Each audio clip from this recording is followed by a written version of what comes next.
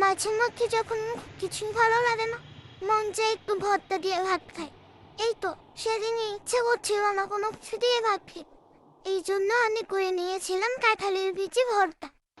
এই জন্য প্রথমেই কাঁঠালের বিচিগুলোকে সিটি দিয়ে নিলাম একটা প্রেশার কুকারে। এরপরে রসুনগুলোকে সুন্দর করে লাল লাল করে ভেজে নিয়ে তার মধ্যে পেঁয়াজগুলোকেও দিয়ে দিলাম। আর পেঁয়াজগুলোকেও সুন্দর মতো করে ভেজে নিয়েছি। এর ভিতরে একটু নুন দিয়ে দিয়েছিলাম পেঁয়াজ ভাজার মধ্যেই পরিমাণ মতো। যেটুকু আমার মনে হয়েছিল যে ভর্তার প্রয়োজন, ওইটুকুই আমি দিয়ে দিয়েছিলাম। সুন্দর মতো নেড়ে চেড়ে ভেজে নিয়েছি।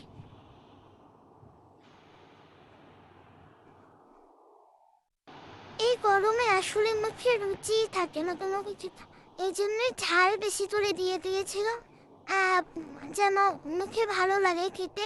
এরপরে সুন্দর করে নিচে নিচ্ছিলাম, একদম লাল লাল হয়েছিল। ভর্তাটা আসলেই অনেক মজা হয়েছে। তোমরা প্লিজ বাসায় ট্রাই করো, তো অনেক মজা হয়।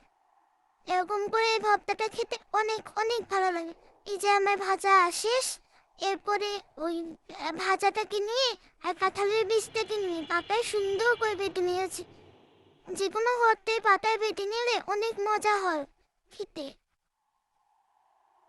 একদম সুন্দর মিক্স করে বেটে নিলাম।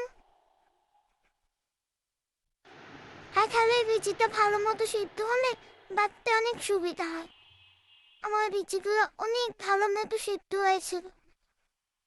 এই তো বাটাবুটিও প্রায় শেষ।